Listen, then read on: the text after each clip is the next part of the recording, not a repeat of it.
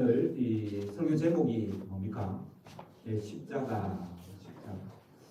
우리 기독교를 가장 대표하는 상징이라 하면 십자가죠. 그리고 교회들마다 이 종탑에 십자가를 놓고 그 교회 안에도 제일 잘 보이는 곳에 십자가를 그렇게 그려놓든지 아니면 세우든지 그렇게 합니다. 저희 교회도 인테리어 할 때 이렇게 십자가를 넣었는데 많은 목사님들이 저희 교회에 들렸다가 보면서 꼭 이 십자가 이야기를 합니다. 너무 예쁘다고. 그리고 또 한 양산의 한 교회는요, 자기 교회 인테리어를 할 때 우리 교회를 한번 보고 갔어요. 목사님하고 사모님하고 또 집사님들을 몇 명 와가지고 다 보고 가면서 그 목사님께서 이 십자가를 어떻게 했는지를 자세히 묻더라고요. 그래서 제가 이제 가르쳐 드렸죠. 자기 교회도 이제 인테리어를 하려고 하는데 다른 거는 뭐 했는데 이 십자가를 그 이제 목수한테 이야기를 하니까 그 인건비 이렇게 만드는 이 수공비가 엄청나게 많이 들고 또 이게 하더라고요. 기계로 다 기계로 잘란 거거든요. 잘랐는데 잘못 자르면 다 그러니까 한 번에 쫙 이제 잘라야 되는데 그렇지 못하고 자르다가 씻다가 다시 자르면 이 자국이 난다면서 이 목수 중에서도 굉장히 실력이 있는 그런 분만 할 수 있다면서 자기 교회는 결국 못했다고 이야기를 들은 적이 있습니다.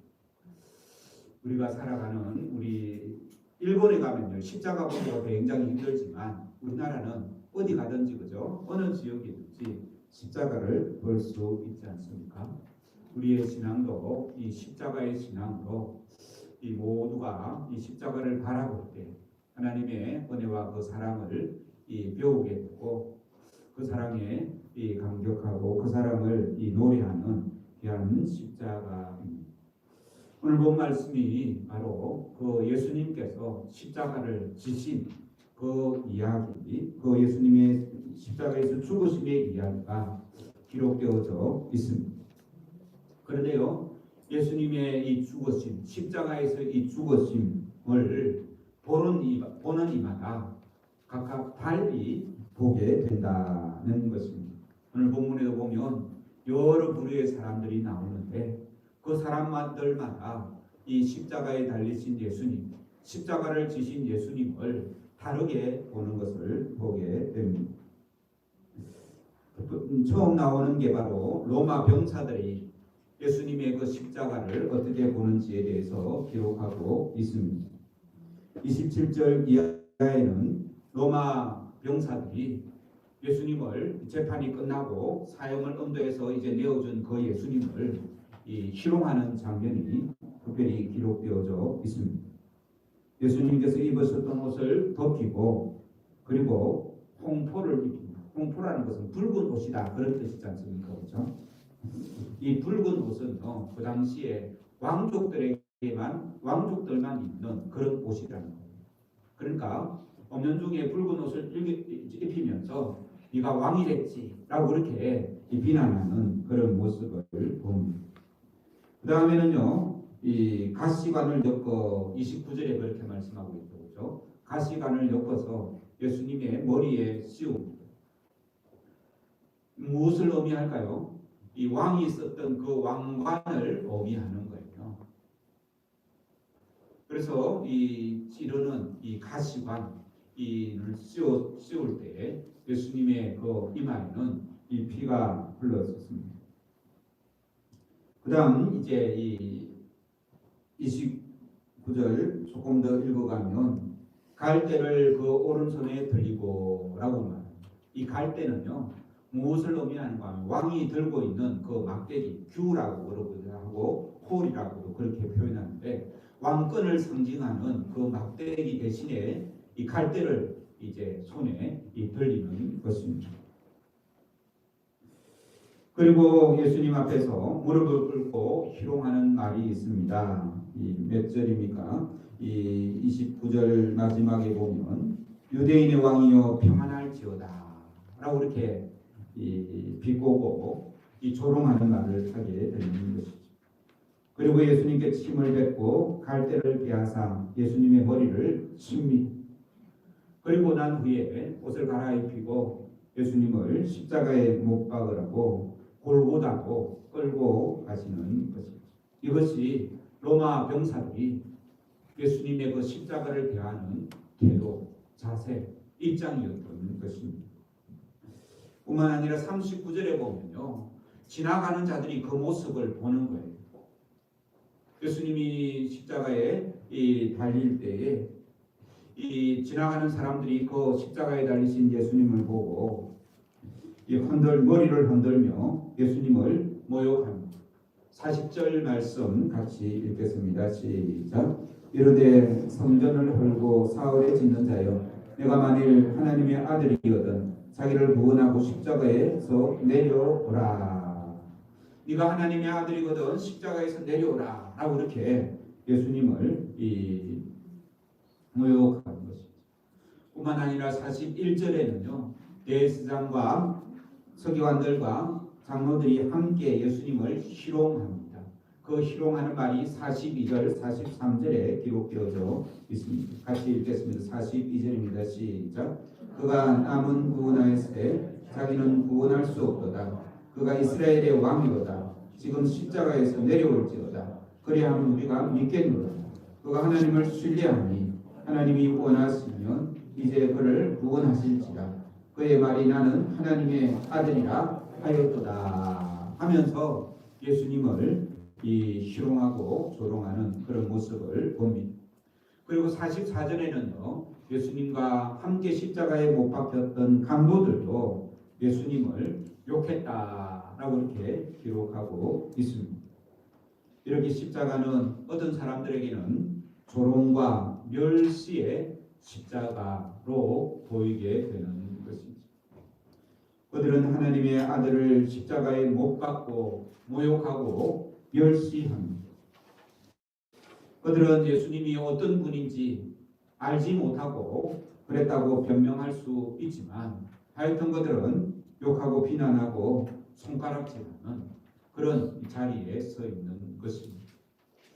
오늘 말씀을 보면서 우리가 꼭 예수님이 아니라도 십자가가 아니라도 남들을 비꼬고 희롱하고 비난하고 손가락질하고 욕하는데 동참하지 않는 것이 복된 줄로 믿습니다. 어떤 사람은 어떤 상황이든 모르고 남이 욕한다고 같이 욕하고 남이 비난한다고 같이 동참하는 것 좋은 일이 아닙니다. 그리고 내가 알고 있는 것이 다가 아닐 수가 있기 때문에 함부로 비난하거나 욕하지 않는 것이 복된 줄로 믿습니다. 그런 것을 너무나 자연스럽게 하나님의 아들 예수 그리스도를 비난하고 욕하고 희롱하는 그 죄가 그들의 민족에게 유대인들에게 임했지 않습니까? 그렇죠? 지금도 전쟁하는 이유가 나라를 제대로 세우지도 못하고 이 유대인들도 지금도 세계에서 유리방한 사람이 많고요. 그 이스라엘 땅이 그렇게 전쟁을 일으키는 이유가 다 여기에서 예수님을 십자가에 못 박았던 이 죄에 대한 이 형벌인 것입니다. 그런데 오늘 한편 이 구레네 사람 시몬이라는 사람도 나옵니다. 몇 절 보시는 거 하면요, 32절입니다. 32절 같이 읽겠습니다. 시작. 나가다가 시몬이란 구레네 사람을 만나며 그에게 예수의 십자가를 억지로 지어가게 하였더라. 이 구레네 사람, 이 구레네는요, 이 리비아라는 나라에, 이집트 옆에 리비아가 있는데 그 리비아 나라, 그러니까 이스라엘로서는 밑에 쪽이고요, 아프리카 나라. 그 도시에서 아마 6월절이라고 왔을 것입니다. 그런데 구경을 하다가 억울하게 이제 이 로마 병사에게 붙잡혀서 그 예수님의 십자가를 대신 자기가 지고 가게 되었던 것입니다. 이 구레네 사람 입장에서는 이 십자가는 어떤 십자가일까요? 난데없이 그죠? 억울한 일을 만나는 거죠. 자기가 잘못한 것도 아닌데 그 십자가를 지고 가요. 그 로마 재판정 총독 관저에서 이제 십자가형을 언도받고 골고다까지 가는데요. 이 거리가 한 1.5km 정도 됩니다. 1.5km면요. 여기서 여기 그 황전 아파트 지나서 거기가 어디입니까? 가촌 아파트 있지 않습니까? 그죠? 가촌 주공 아파트까지가 1.8km니까 한 그 중간 정도. 황전 아파트 조금 지나서까지가 1.5km. 그런데요, 제가 이 길을 걸어봤는데 이 길이 그냥 평지가 아니고 오르막길이에요. 그러니까 십자가를 등에 지고 밤새 이제 재판을 받고 또 채찍질 당하기도 하고 해서 힘든 상황에서 이 십자가를 지고 그 골고다 언덕길을 올라가야 되는 거죠. 예수님은 그 무게가 너무 무거워서 쓰러지고 넘어지고 더 이상 그 십자가를 지고 갈 수가 없었습니다. 그때 이제 이 구레네 사람 이 시몬이라는 사람이 대신 십자가를 졌던 것입니다. 구경하다가 억울하게 십자가를 진 사람. 그래서 이 사람이 나는 억울해하고 자기가 그 진 십자가에 대해서 불평하고 불만하고 그렇게 끝났다면 이 사람 이름이 기록되지 않았을 것입니다.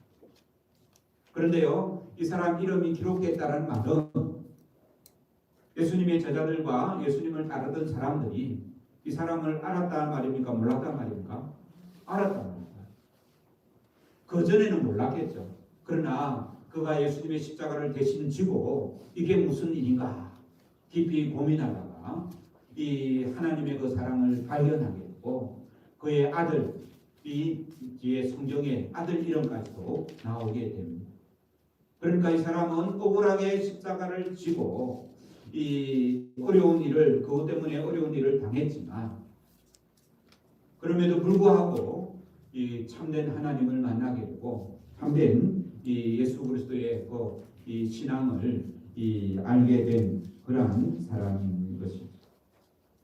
그래서 우리는 살아가면서 내가 원치 않았고 내가 잘못한 것 아니라고 억울한 일을 당할 때가 많이 있지 않습니까? 내가 원하지 않은 일, 그것도 힘든 일을 만나게 될 때가 있습니다.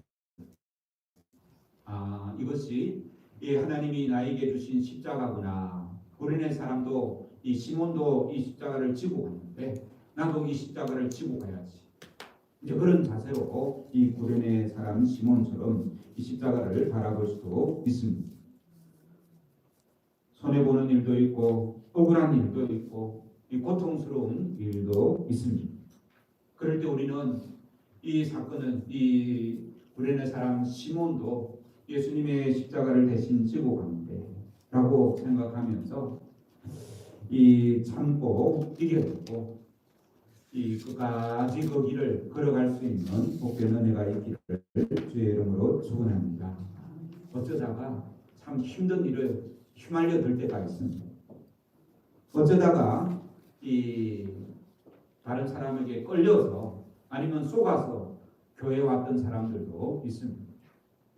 어제 조혜련 씨 간증을 들어보니까 자기 남편이 자기보다 2살이 작은데 늘 반말을 하더라고요. 그래서 왜 반말하냐 하니까 남편은 교회 다니는 사람이고 조혜련 씨는 교회를 안 다녔고 극도로 싫어했던 사람이에요. 그래서 이제 그 남편이 하는 말이 당신이 이번 주일날 교회만 한번 가주면 내가 당신한테 평생 높임말을 쓰겠다. 조혜련 씨는 뭐 때문에 교회 나갑니까? 남편이 남편한테 존댓말 듣고 싶어가지고 교회 따라 나온 거예요. 억지로 왔죠, 그죠? 그것에 이제 코로가 깨어가지고 예수님의 그 십자가의 은혜를 깨닫게 되는 것입니다. 그래서 어제 1시간 넘게 간증을 했는데 참 은혜로운 간증이었습니다. 그래서 우리는 살아갈 때에 억울한 일을 당해도 좀 힘든 일을 만나도 예수님의 그 십자가를 생각하면서 참으면 그것이 복되다라고 성경은 말씀하고 있습니다. 그래서 이 억울한 일을 당할 때마다 우리는 십자가를 바라볼 수 있는 복된 은혜가 있기를 주의 이름으로 축원합니다. 베드로전서 2장 19절에 부당하게 고난을 받아도 하나님을 생각함으로 슬픔을 참으면 이런 아름답습니다 라고 성경은 말씀하고 있습니다. 그러니까 이 구레네 사람 시몬처럼 억울하게 십자가를 지고 왔지만 그것을 잘 견뎌내니 이것 또한 아름다운 일입니다 라고 우리에게 말씀하고 있는 것이죠. 그래서 우리는 힘든 일을 만날 때 그때마다 더욱더 예수님의 십자가를 바라보는 그런 은혜가 있기를 주의 이름으로 축원합니다. 주님의 십자가를 바라보는 자들은 고난도 행복이라고 말할 수 있는 믿음이 생기는 것이죠.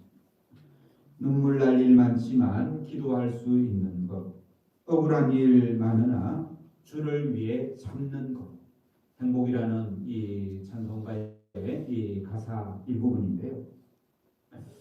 우리도 이 예수님의 십자가를 바라보면서 특별히 구레네 사람 시몬이라는 사람이 그 십자가를 어떻게 바라보았는가를 우리가 기억하면서 억울하고 힘든 일, 지금 내가 굉장히 힘든 일을 겪고 지나갈 때에 예수님의 십자가를 깊이 묵상하고 바라보면서 예수님이 지셨던 그 십자가의 의미를 깨달아 알 때에 그 힘든 일을 이길 수 있는 힘을 공급받을 줄로 믿습니다.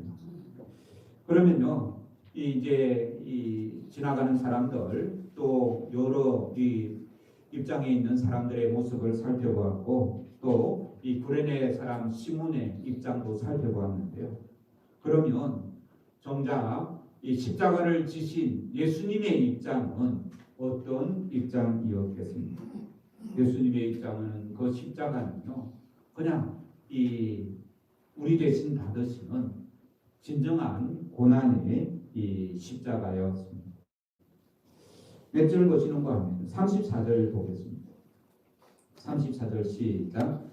썰get한 포도주를 예수께 주어 마시게 하려 하였더니 예수께서 맛보시고 마시고자 하지 아니하시더라. 그러니까 35절에 예수님을 이 십자가에 못 박거든요. 십자가에 못 박기 전에 무엇을 줬다고요? 네, 썰get한 포도주. 굉장히 신 포도주를 주십니다. 그러니까 왜 줍니까? 마취제로 주는 거예요. 마취제로. 그런데 예수님께서는 그것을 마셨습니까? 안 마셨습니까? 안 마신 거예요. 지금도 많은 고통을 당했지만 이제 35절에 이 못을 박히지 않습니까? 십자가에 못 박히지 않습니까? 그렇죠? 그 고통을 앞두고도 예수님께서는 그 고통을 이겨내는 이 마취제를 먹지 않으시는 것입니다. 온전히 그 고통을 감내하시려고.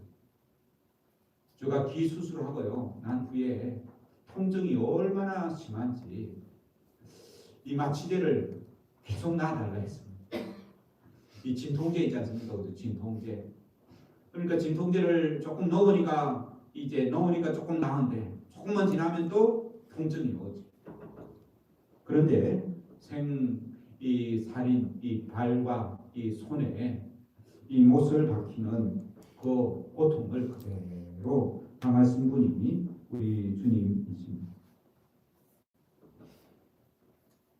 그리고 35절에 예수님을 께서 십자가에 못 박히는 것입니다.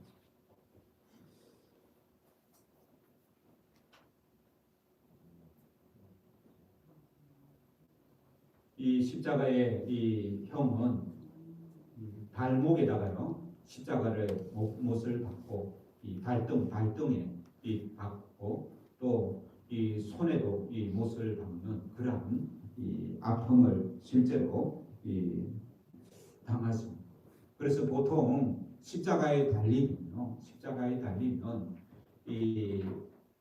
빨리 죽으면 한 3일, 길게는 일주일까지 간다고 해요. 그러니까 그 십자가에서 이 모든 물과 모든 피를 다 쏟고 죽는 그런 무서운 처형의 방법. 주님은 고통의 십자가, 치욕의 십자가를 지시고 골고다에서 죽어졌습니다. 오늘 본문에 보면요, 예수님을 조롱하던 대제사장이 하는 말이 있습니다. 몇 절 보시는가 하면요, 42절 보시면 그가 남은 구원하였을 때 자기는 구원할 수 없도다. 그가 이스라엘의 왕이로다. 지금 십자가에서 내려올지어다. 예수님께서 십자가에서 내려갈 능력이 있겠습니까? 없겠습니까? 있습니다. 그럼에도 불구하고 내려가지 않았습니다. 그 고통을 온전히 감내해야 되는 그것이 예수님 입장에서는 하기는 싫지만은 그 고통을 끝까지 감내해야 되는 것이 예수님이 바라보는 십자가였다라는 것입니다. 그러면 그 아들 대신 하나님, 그러니까 예수님을 십자가에 내어주는 하나님의 입장은 그 십자가는 어떻게 바라보셨을까? 그러니까 왜 하나님 자신이 십자가를 지셔야 한다는 말씀입니다. 하늘의 귀한 영광을 버리고 왜 이 땅에 오셔서 왜 그 고통을 당했나요? 고통이 왜 필요하냐는 말씀인 것이죠. 아무런 죄가 없으신 어린 양께서 왜 조롱과 멸시를 받았나라는 그런 질문을 할 수 있는 것입니다. 우리 성경은 그것은 하나님께서 우리를 사랑했기 때문이다라고 이렇게 말씀하시는 것입니다. 자기 아들을 십자가에 내어 주기까지 우리를 사랑하셨다는 것입니다. 하나님이 세상을 이처럼 사랑하사 독생자를 주셨으니 하는데요. 이처럼 할 때 이처럼 그 하나님이 무엇처럼 사랑해서 독생자를 주셨다라는 말이에요. 이처럼은 뭘까요? 요한복음 3장 16절에 보면 하나님이 세상을 이처럼 사랑하사 독생자를 주셨으니 라고 말하고 있지 않습니까? 그렇죠? 그럼 이처럼은 그 위에 나오는 거예요. 불뱀에 물린 이스라엘 백성들에게 노병을 달지 않습니까? 그렇죠? 그것처럼 예수님을 이 장대에 높이 다는 이 십자가의 이 사랑으로 우리를 사랑하셨다라는 말씀이 우리가 잘 아는 요한복음 3장 16절의 말씀입니다. 이토록 못난 우리를 위해, 이토록 악한 우리를 위해 십자가를 선택하셨다는 것입니다. 똑똑한 사람은 질문을 합니다. 사랑한다고 꼭 십자가에서 죽으셔야만 하는가? 사랑한다고 왜 죽으셔야 되는가? 이제 그게 이 성경을 읽는 사람들의 가장 큰 질문 중에 하나입니다. 우리가 자녀를 사랑하면 어떻게 합니까? 더 많이 아껴주고, 그죠? 더 많이 시간을 배려하고 더 사랑할 수 있지 않습니까? 그죠? 내가 아들을 사랑한다고 내가 죽어야 됩니까? 그렇지 않죠. 그죠? 하나님이 우리를 사랑한다고 왜 자신이 죽으셔야 하는가? 이것이 십자가의 비밀인 것이고 하나님의 이 비밀인 것입니다. 우리가 하나님을 부를 때 주로 어떻게 부릅니까? 아버지 하나님, 또 아버지 하나님 잘 부르죠. 또요.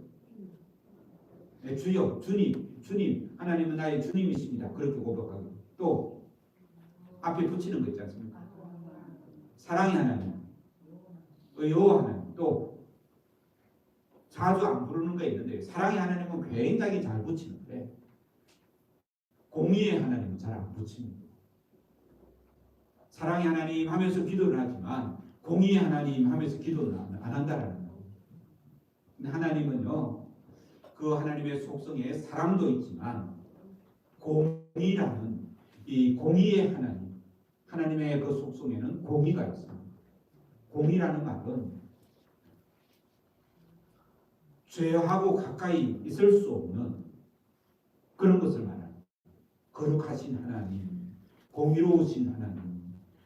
그의 공의는 그 거룩하신 하나님은 죄와 가까이 있기 싫어하는, 죄와 가까이 있지 못하는 그런 하나님이에요. 공의로운 하나님은 죄를 보고 그냥 넘어가지 않는 거예요. 죄를 보면 반드시 어떻게 한다고요? 징계를 하시는 하나님이 공의로우신 하나님.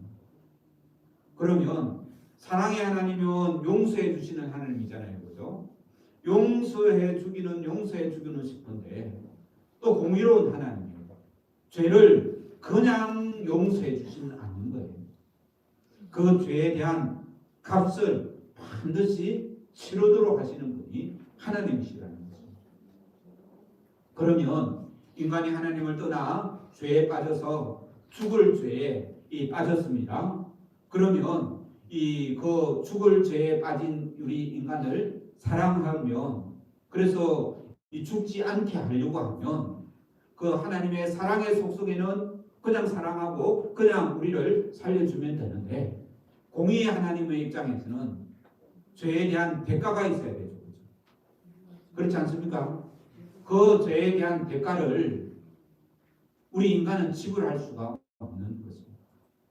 그래서 하나님이 대신 아들 독생자 예수 그리스도를 이 땅에 보내시고 그 우리의 죄를 대신하여 십자가에 달려서 죽게 한 것입니다.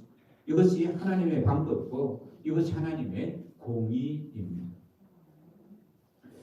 우리는요, 이것이 하나님의 우리가 살아가는 큰 사랑만 하고 살 수가 없고요.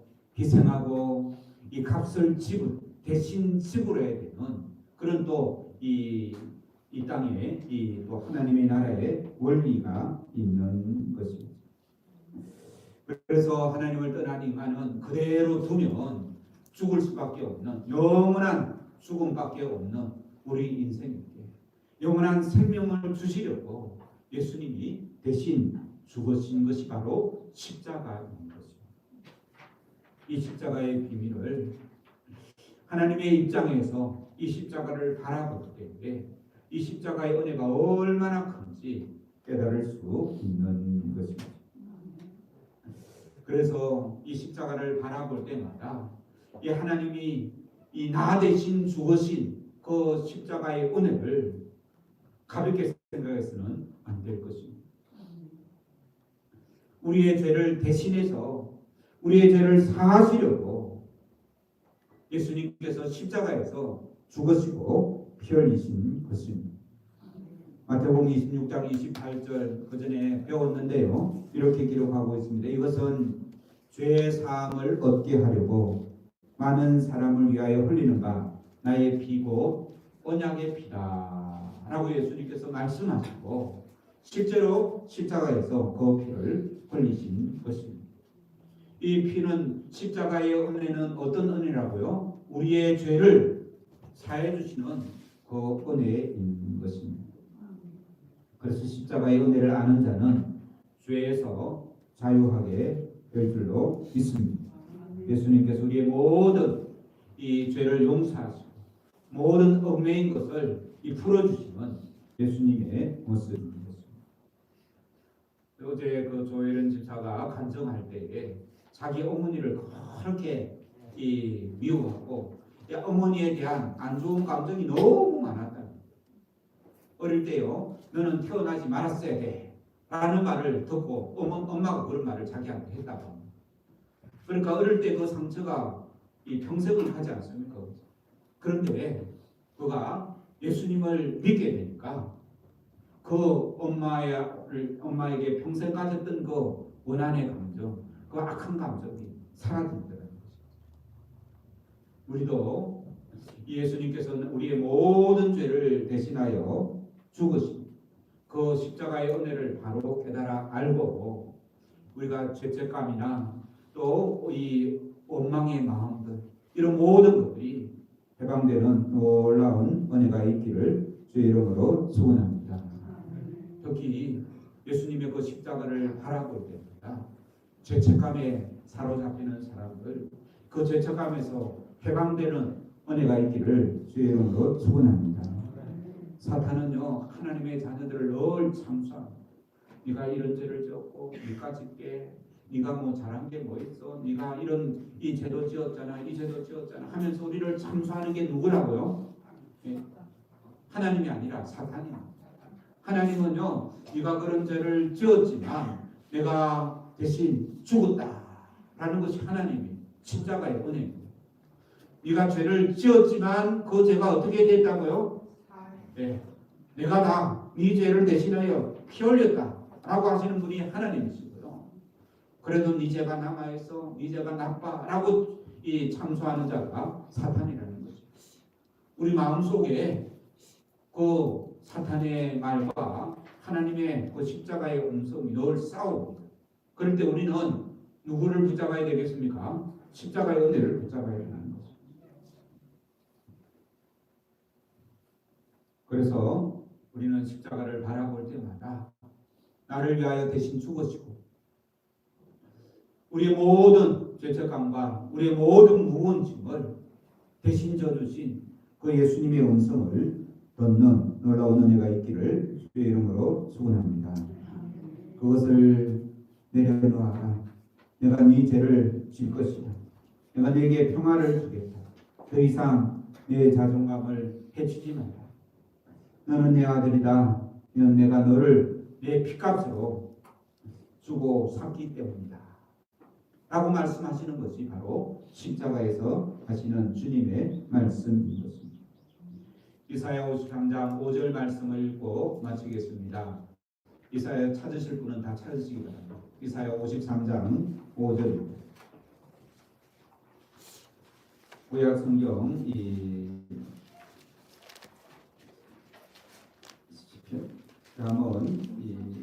다음에 이사야 5장 53장 5절입니다.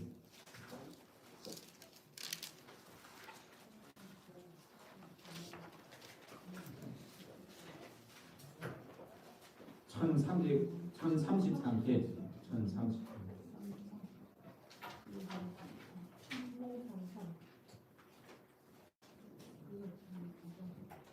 5절 한 절만 읽겠습니다. 시작.